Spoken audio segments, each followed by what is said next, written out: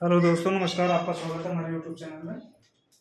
आज हम बौद्ध धर्म के बारे में बात करेंगे और जो ये लेक्चर होगा वो बौद्ध धर्म से रिलेटेड रहेगा। तो दो लेक्चर में ये कवर होगा। ये पार्ट वन इसका रहेगा क्योंकि थोड़ा सा बड़ा टॉपिक है और इम्पोर्टेंट है, इसलिए इस पे जो है मैंने जो कंटेंट रखे हैं वही रखे हैं जो एग्जाम में आए हैं और पूछे गए हैं, जो इम्पोर्टेंट है। कोई भी आप स्टेट एग्जाम देंगे और बौद्ध धर्म से यहीं से क्वेश्चन बनेगा, इससे बाहर नहीं बनेगा। बट क्या है कि वीडियो थोड़ा सा बड़ी हो रही थी और लिखना भी थोड़ा सा बड़ा बड़ा होता है, तो जितने पार्ट आ चुके हैं उतने मैंने एक बोर्ड में रख दिया है, क्योंकि कई बार बहुत छोटे लिखने पे दिखाई नहीं देता था। तो बहुत सारे अभ्यर्थियों का कमेंट आता था कि थोड़ा सा कंटेंट को आप थोड़ा बड़ा लिखो आप, तो इसलिए दो पार्ट में इसको बना रहा हूँ। वीडियो ज्यादा देर की नहीं रहेगी। तो आइए स्टार्ट करता हूँ।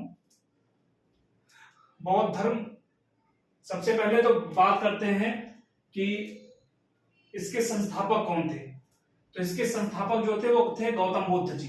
ठीक है, गौतम बुद्ध जी का नाम, जो अन्य नाम पूछा जाता है पेपर में, वो आपको ध्यान रखना है।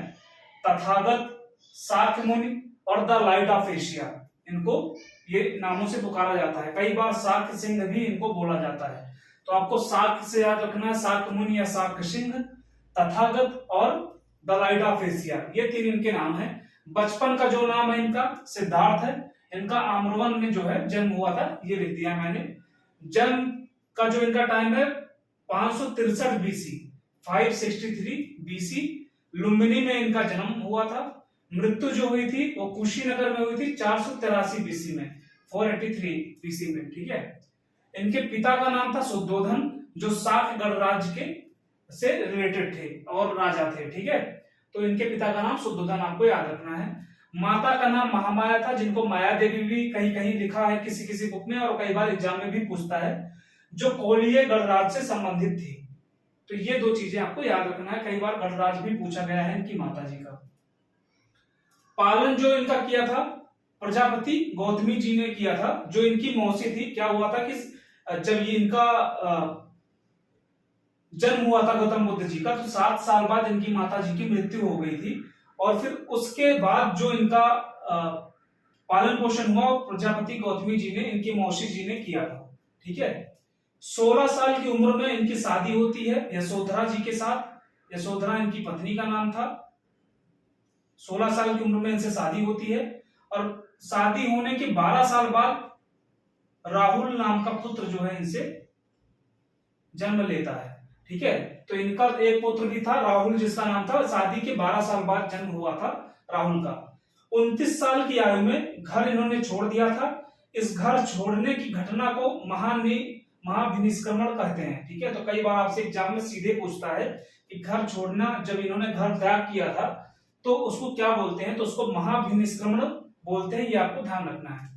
35 साल की आयु में, जब 29 साल की आयु में इन्होंने घर छोड़ दिया, तो 6 साल बाद 35 साल की आयु में ज्ञान प्राप्त हुआ इनको, और जब ज्ञान प्राप्त हुआ उसको संबोधि कहा गया।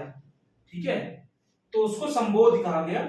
जो ज्ञान प्राप्त हुआ वो एक पीपल के वृक्ष के नीचे इनको प्राप्त हुआ, निरंजना नदी के किनारे प्राप्त हुआ, और वो जगह जो थी उर्वेला बोधगया बिहार में पड़ती है। ठीक है, और जो वो टाइम था वैशाख पूर्णिमा का था। तो आपको ये चीजें याद रखनी है, कई बार पूछा जाता है डायरेक्टली एग्जाम में, ये इंपॉर्टेंट है। ठीक है, पहला उपदेश इन्होंने जो दिया था, ये सारी चीजें बहुत इंपॉर्टेंट है, इनसे डायरेक्टली क्वेश्चन बनते हैं। पहला उपदेश इन्होंने सारनाथ में दिया था, इसको ऋषिपत्तनम बोलते हैं। किनको दिया था? 5 ब्राह्मणों को। जो पहला उपदेश दिया था इन्होंने, वो 5 ब्राह्मणों को दिया था। वो 5 ब्राह्मण जो हैं, 5 ब्राह्मण हैं, कौंडिन्य, वप्पा, भोदिया, मध्यनामा और अस्ता। ये 5 ब्राह्मण थे जिनका नाम ये यहाँ पे उल्लेखित है। बस आप ध्यान रखिए, 5 ब्राह्मणों को उन्होंने दिया था। कई बार अभी नाम तो बहुत ही कम रेयर केस में है कि पूछता है, बाकी ऐसा पूछता नहीं है। आपको बस ध्यान देना है, पहला उपदेश इन्होंने सारनाथ में दिया था, जिसको ऋषिपत्तनम बोलते हैं, और 5 ब्राह्मणों को दिया था। और जो पहला उपदेश इन्होंने दिया था, इसको धर्म चक्र प्रवर्तन बोला गया है। ठीक है, इसको जो नाम दिया गया है वो धर्म चक्र प्रवर्तन। तो अभी घर छोड़ने की प्रक्रिया को महाभिनिष्क्रमण, ठीक है, जो इनको ज्ञान प्राप्त हुआ उस क्रिया को संबोधि, और जो इन्होंने पहला उपदेश दिया उसको धर्म चक्र प्रवर्तन के नाम से जो है बताया गया है। तो ये नाम आपको याद रखने हैं, ये क्योंकि जो ये तो हिंदी रूपांतरण है, बट जो वर्णन है इनकी बुक्स में, इनके जो इनसे रिलेटेड जो भी जातक कथाएं वगैरह लिखी गई हैं उनमें इसी नाम से उल्लेख है। ठीक है, तो आपको ये ध्यान रखना है, ये एग्जाम पूछा जाता है। जो वाराणसी में इन्होंने यज्ञ श्रेष्ठ को ज्ञान दिया था, वाराणसी से रिलेटेड आपको दो चीज ध्यान रखनी है। एक तो यज्ञ श्रेष्ठ को ज्ञान दिया था वाराणसी में, दूसरा बौद्ध भिक्षु संघ की स्थापना इन्होंने वाराणसी में की थी। ठीक है, तो आपको ध्यान रखना है, बौद्ध भिक्षु संघ की स्थापना इन्होंने वाराणसी में की थी। अब बौद्ध भिक्षु संघ और बौद्ध भिक्षुणी संघ में कई लोग कंफ्यूज होते हैं। तो बौद्ध भिक्षु संघ जो था वो पुरुषों के लिए था, बौद्ध भिक्षुणी संघ जो था वो महिलाओं के लिए था। बौद्ध भिक्षुणी संघ जो था इनका, वो इनके एक शिष्य थे आनंद, उनके कहने पे इन्होंने बौद्ध भिक्षुणी संघ जो है बनाया, खास करके महिलाओं के लिए जो बहुत जगह से वंचित थी और कई प्रकार की जो जिनका जो है समाज में कोई भी अस्तित्व नहीं था, तो उनके लिए इन्होंने बौद्ध भिक्षुणी संघ बनाया था। और वो जो बौद्ध भिक्षुणी संघ बनाया था, जब ये वाराणसी से वैशाली गए थे उसके बाद उन्होंने स्थापना की थी। और सबसे पहली जो शिष्या थी बौद्ध भिक्षुणी संघ की इनकी, वो थी इनकी खुद की मौसी, जिन्होंने इनका पालन पोषण किया था, प्रजापति गौतमी जी। ठीक है, तो सबसे पहली शिष्या बौद्ध भिक्षुणी संघ में इनकी मौसी प्रजापति गौतमी जी थी, और दूसरी जो शिष्या थी वो आम्रपाली थी। फिर उसके बाद ऐसे बढ़ता गया, बट ये दो इंपॉर्टेंट हैं, तो आपको ध्यान रखना है। तो इन्होंने सारनाथ में, वाराणसी में यज्ञ श्रेष्ठी को ज्ञान दिया, बौद्ध भिक्षु संघ की स्थापना की। सर्वाधिक वर्षावास कहां पे बिताया? तो श्रावस्ती में, आपको ध्यान देना है। सर्वाधिक उपदेश की बात आ जाए, सर्वाधिक जहां पे सर्वाधिक लगे महात्मा बुद्ध के, वो श्रावस्ती में है। ठीक है, और जहां पे अंतिम लगे वो कुशीनगर में है। ठीक है, तो आपको ये ध्यान देना है, ये ट्रिक है इनकी, कि जहां पे सर्वाधिक, चाहे वो सर्वाधिक वर्षावास हो, ठीक है, सर्वाधिक उपदेश हो, सर्वाधिक अनुयायी हो, वो श्रावस्ती में है, ये आपको ध्यान रखना है। और जहां पे अंतिम आ जाए, अंतिम उपदेश या अंतिम वर्षावास कहां बिताया?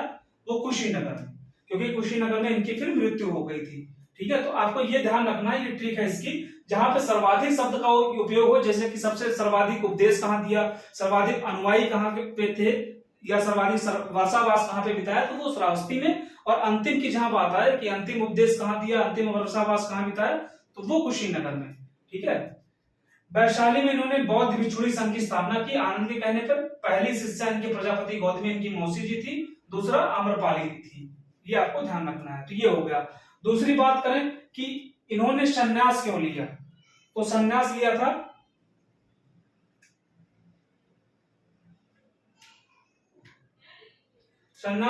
इन 4 दृश्यों की वजह से।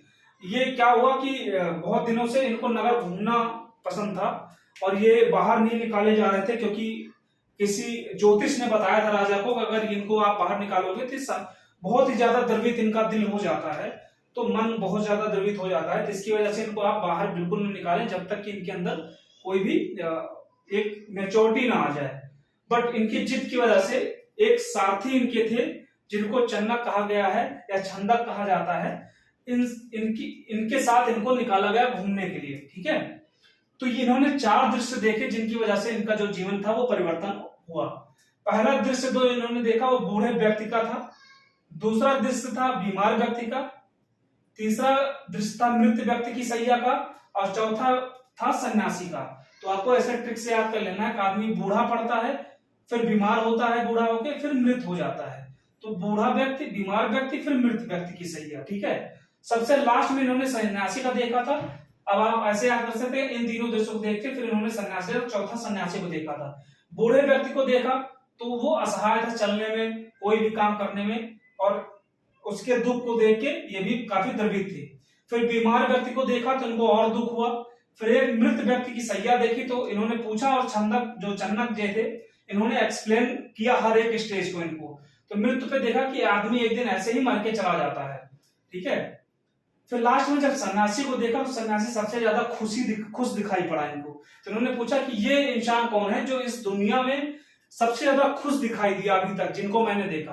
तो उसने बताया कि ये सन्यासी हैं। ठीक है, इनको दुनिया से, देश से, समाज से कोई भी मतलब नहीं है, ये बस भगवान की भक्ति में अपने लगे हुए हैं और अपना पाने की चेष्टा में है कि भगवान की भक्ति मिल जाए, इसलिए ये खुश हैं। इनको किसी भी समाज से पारिवारिक मोह कोई भी नहीं है।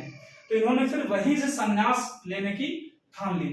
ठीक है, तो ये रहा पार्ट 1 आपका। इसके बाद पार्ट 2 आपको बताऊंगा, जो भी चीजें रहेंगी इसमें इंपॉर्टेंट, उसके बाद आपका बहुत खत्म हो जाएगा। तो प्लीज वीडियो को लाइक कीजिए, शेयर कीजिए और चैनल को सब्सक्राइब कीजिए। Thank you.